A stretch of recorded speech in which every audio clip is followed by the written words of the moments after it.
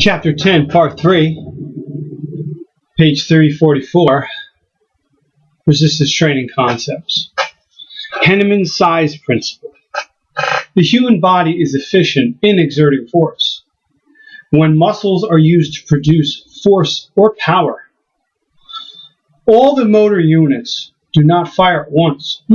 Movements that require low force or power activate fewer motor units, while those requiring higher force or power recruit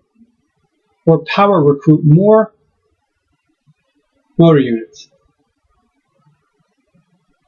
Smaller and slower type 1 motor neurons are recruited first, and faster motor units type 2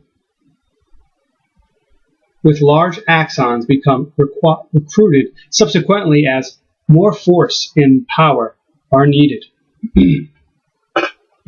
This is referred to as Henneman's size principle.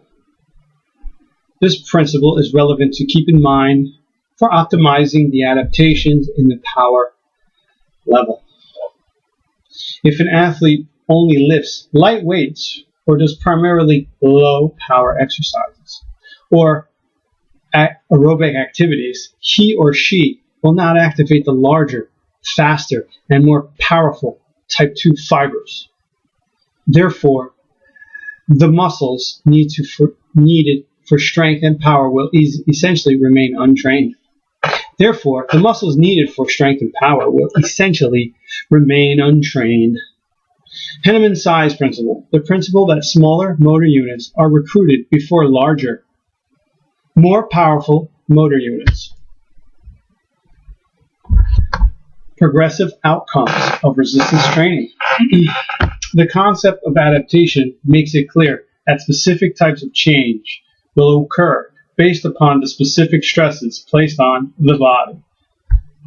Resistance training programs are designed to produce changes to factors across the entire power output continuum. Whether the goal is to increase muscle mass, develop better athletic performance, or reduce body fat, the use of resistance training is an important component of any program. This will help ensure optimum athletic performance. The healthier an athlete remains, the longer they can train, and then in the greater amount of adaptation they will realize without developing tissue breakdown or injury and entering exhaustion stage of the general adaptation syndrome. The healthier an athlete remains, the longer they can train, and the greater amount of adaptation they will realize without developing tissue breakdown or injury and entering the exhaustion stage of the general adaptation syndrome. The main adaptations that occur from resistance training include stabilization, muscular endurance, hypertrophy, strength, and power. The optimal strength training variables required to recruit these type 2 fibers are greater than 85% of 1 repetition max. 1 rep max negative, less than 6 reps, 2 to 6 sets, and 2 to 5 minute rest periods. Wow. So less than 6 reps, 2 to 6 sets, and 2 to 5 minute rest periods. Wow. Really exerting a lot of force.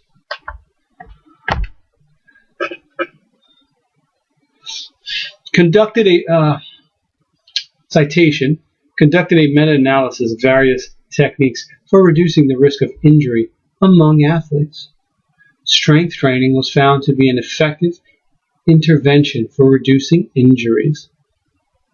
Eccentric strength training significantly reduced the risk of hamstring injuries in several studies, while others showed no reduction in risk of injuries such as ankle sprain. It appears that resistance training may specifically aid in prevention of muscular injuries, with more research necessary to identify effect on joint-related injuries. This implies that resistance training will be important for the protection of muscles, while those components that train neuromuscular coordination, core training, balance training, SAQ training, etc., will be important for the protection of the joints in the athlete's training regimen. Resistance training can have a positive impact on injury risk. It should be used as part of a multi-component intervention including balance, coordination, flexibility, and power training methods. Page 345. Stabilization is the human movement system's ability to provide optimal dynamic joint support and maintain correct posture during all movements. This requires high levels of muscular endurance for optimal recruitment of prime movers to increase concentric force production and reduce eccentric force. Recent research has demonstrated that training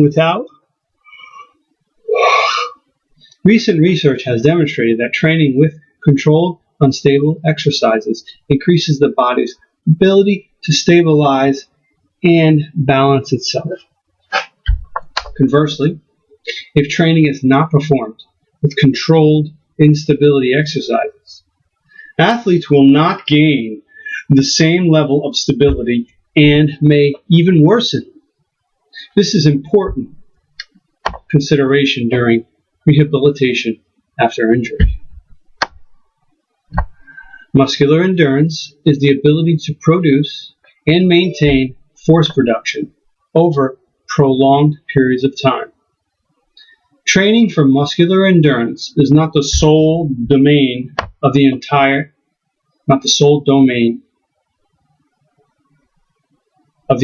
endurance athlete. Muscular endurance is an integral component of all sports performance programs. Creating muscular endurance will help the athlete increase core and joint stabilization.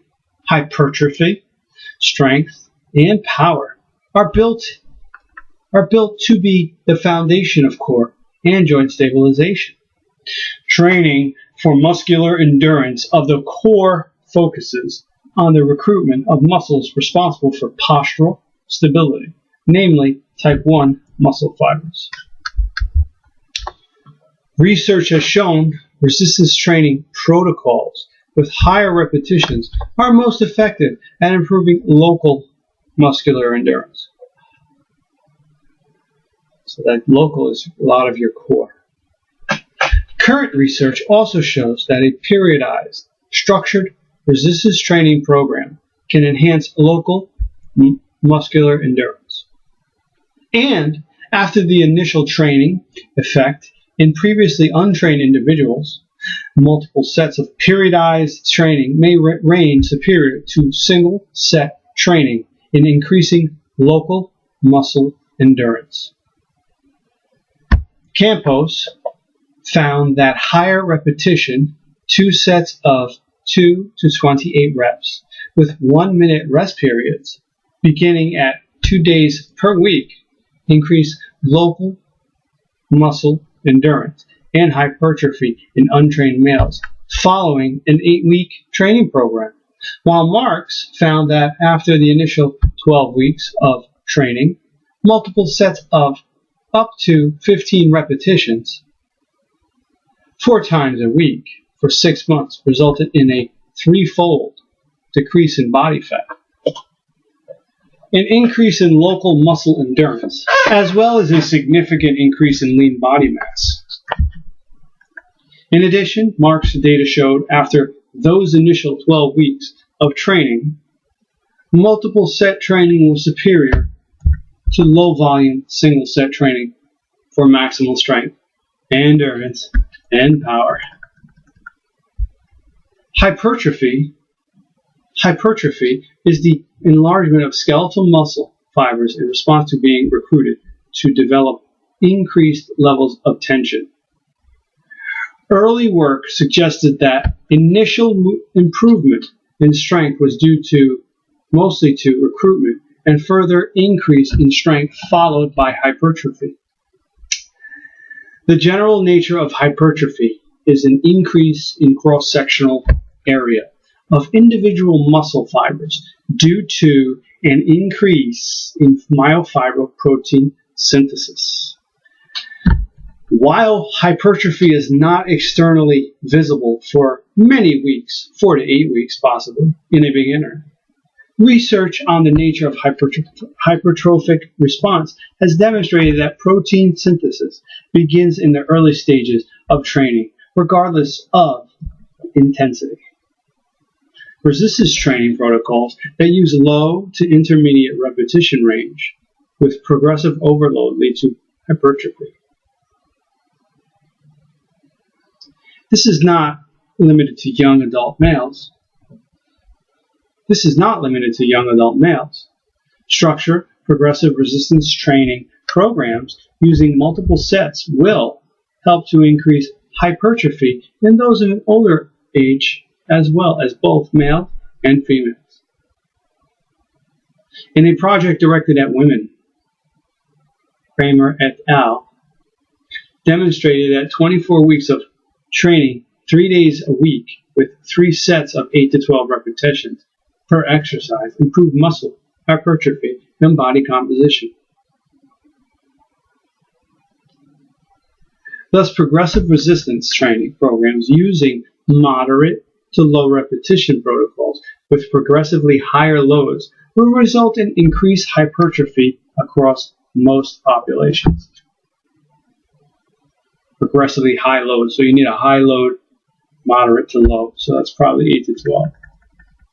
8. Strength, page 346. Strength is the ability of the neuromuscular system to produce internal tension to overcome an external load. Regardless of whether the external load demands the neuromuscular system produce stability, endurance, maximal strength, or power, internal tension is still required. As external loads increase, there is a demand for greater internal tension, which, when applied in a systematic manner, leads to strength adaptation. While the muscle fibers only produce tension, the specific form of strength performance visible from training is the sum total of a number of mechanical and physiological factors, e.g. recruitment, hypertrophy, summation, length tension, force velocity, rate coding, etc., based upon the style of training used in the said principle. Traditionally, resistance training programs have focused on developing maximal strength in individuals' muscle, emphasizing single planes of motion.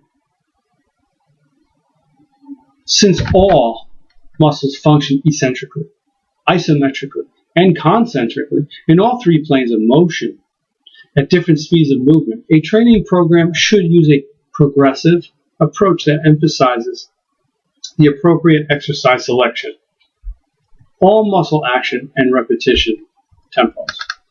Because muscle operates under the control of the central nervous system, strength needs to be thought of not as function of muscle, but as a result of activating the neuromuscular system.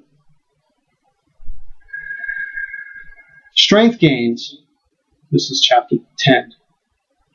Strength gains can occur rapidly in beginning athletes and can increase with a structured, progressive resistance training program.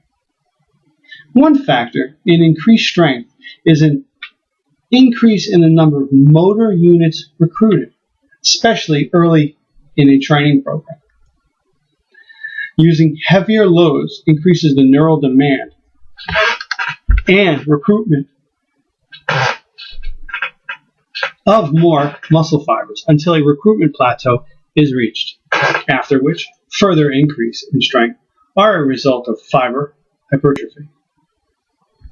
However, research shows improper stabilization can negatively affect a muscle's force. However, research shows improper stabilization can negatively affect a muscle's force production. So stabilization training precedes strength training in OPT model. Instead of isolation, strength is built upon the foundation of stabilization, requiring muscle, tendon, and ligaments to be prepared for the load required to increase strength beyond the initial stage of training. Whether stabilization training is designed with characteristics of type 1 muscle fiber in mind, slow contracting, low tension output, and resistant to fatigue, strength training is designed to match the characteristics of type 2 muscle fibers, quick contracting, high tension output, fatigable. Due to the characteristics of each fiber type, the acute variables are manipulated to take advantage of each one's specific characteristics. The majority of strength increases will occur during the first 12 weeks of resistance training from increased recruitment and hypertrophy. Beyond the initial gains, novice exercise will continue to benefit by recruitment and hypertrophy when using multiple sets in training, a minimum of two times a week at 80% of the 1 rep max. Experienced lifters will find it necessary to carry out a more demanding program in terms of training volume and intensity following a sound periodized schedule.